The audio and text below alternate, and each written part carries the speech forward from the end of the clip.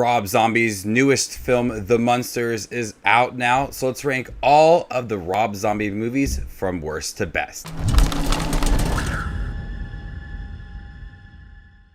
Hey everybody, my name is Justin here. I try to watch everything that hits theaters and on streaming services. If you guys are like me, make sure to hit that subscribe button down below for more up and coming content.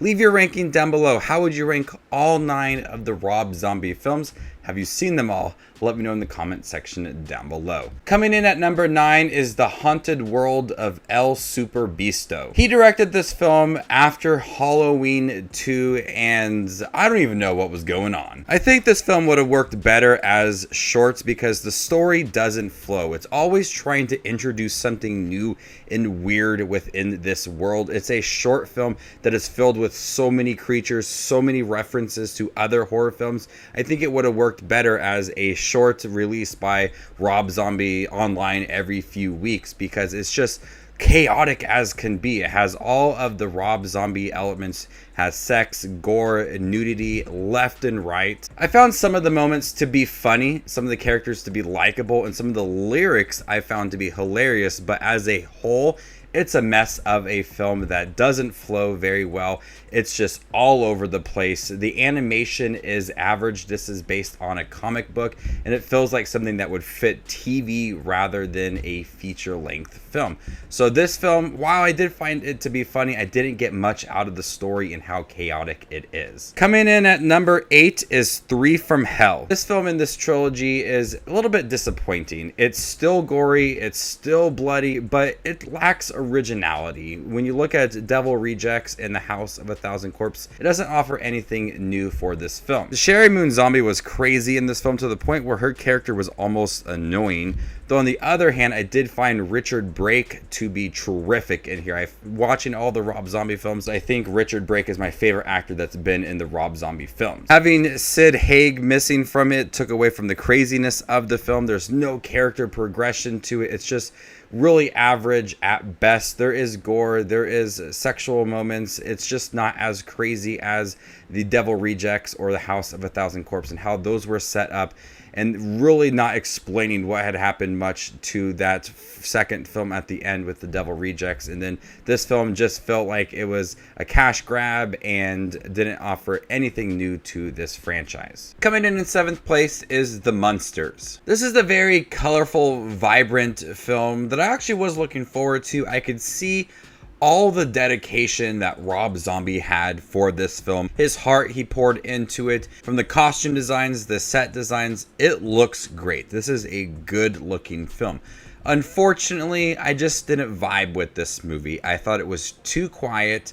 I thought the story dragged so many times. It felt like a pilot to a series, but it had the length of a feature film. So there's many times that I just checked out. I did like Sherry Moon Zombie and Jeff Daniel Phillips in here. I think they gave decent performances, and I felt the humor within it.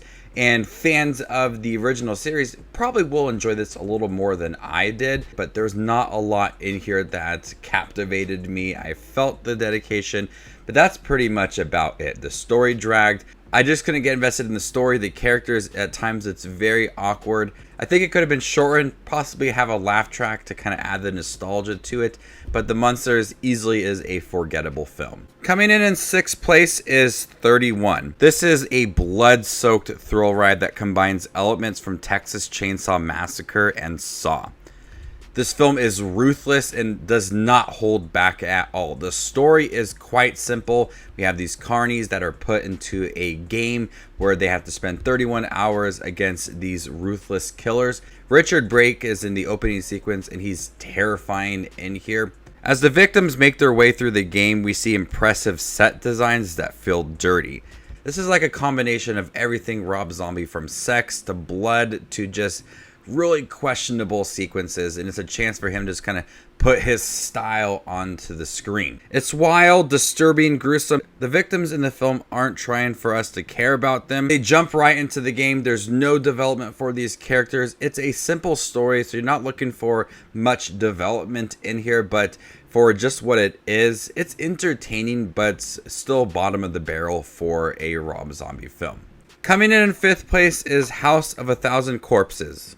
Man, the first time I watched this, it felt so similar to Texas Chainsaw Massacre. Obviously, Texas Chainsaw Massacre being much better, but this film had so many similarities to it. And when watching all of the Rob Zombie films, you see his inspirations come on screen with Saw, Texas Chainsaw Massacre, so many other horror films that he has been inspired by to create these films. We have a pretty impressive cast with a young Rainn Wilson in here. Sid Haig is really entertaining. Sheri Moon Zombie is pretty good in here as well. This film is suspenseful with a lot of likable characters. The victims in here are characters you want to see make it out alive. There's really not many Rob Zombie films where you're rooting for some of these characters. And House of a Thousand Corpses has those characters in the beginning that are likable, realistic, and you enjoy seeing them on screen. Despite if they're going to die really early on, these are characters that you would like to see just carry on throughout the film. Once the chaos happens, it starts to lose its steam and feels like a chore to get through. I found the opening to be really suspenseful, not just in your face blood and gore just constantly going on that we see with some other films. It took its time to establish the story and its atmosphere, and I really like that about this film, that it took its time to build up to where it was. But once we kind of got into the chaos of it all, with how much blood and weird creatures there are in here, it did lose its steam just a little bit. Still an enjoyable film and start of this trilogy with The Devil Rejects and Three from Hell. It's an entertaining one, but it is a chore to get through kind of at the end. Coming in fourth place is The Devil Rejects. This was different from The House of a Thousand Corpses, and I appreciated more of Captain Spaulding because I thought he was entertaining in that first film, and we saw so much of him in that second film, and he's just probably one of the cool characters in the Rob Zombie films. But with the police hot on their tails, it continues that story from that first film, but it creates a quick pace to it. There's some urgency surrounding it. It feels completely different from that first film. I did appreciate a new style to this trilogy. And at the end, it flips its script, and the Devil Rejects are the one that's being tortured by the police. You're rooting for the police in this film against the Devil Rejects. The film is good. I enjoy it from beginning to end. It's got that urgency. It's got a lot of Sid Haig in here as Captain Spaulding. It feels much different from the House of a Thousand Corpses. I like that urgency in seeing the three characters come together within this film, because it was different in that first film and that third film as well. That second film is where it's the strongest. Coming in third place is The Lords of Salem. This is easily Rob Zombie's most suspenseful film. It relies heavily on its jump scares and more subtle moments to deliver the thrills in here. There is some legit terrifying moments in here where characters are turning on the lights and we see these people standing off in the background. Those moments like that rarely come in a Rob Zombie film, so it feels very different in terms of how it's delivering its horror elements, and I like that about The Lords of Salem. There's less blood and gore and more suspense, and it builds its story perfectly. It feels like a familiar story. It's simple, but it does work. You're invested in the characters. Sheri Moon Zombie gives a more dramatic performance in here, and it works.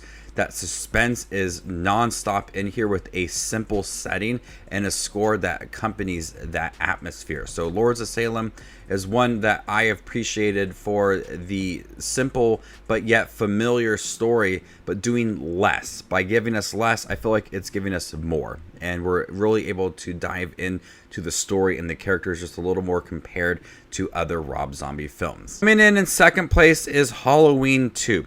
This was the interesting take on the franchise, but ended up being a deep, more realistic story in the Halloween franchise, as it covers trauma and recovery in a realistic way.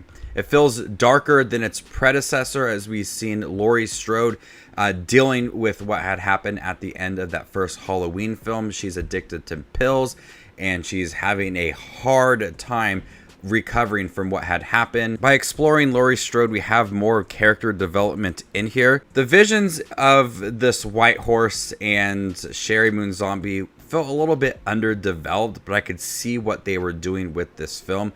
It was a ballsy film for the Halloween franchise, where that first film felt similar to the original film, but with the route they took the story, it feels different than most of the Halloween films in terms of what it covers, and with addiction and trauma and trying to recover from this event that happened to Laurie Strode.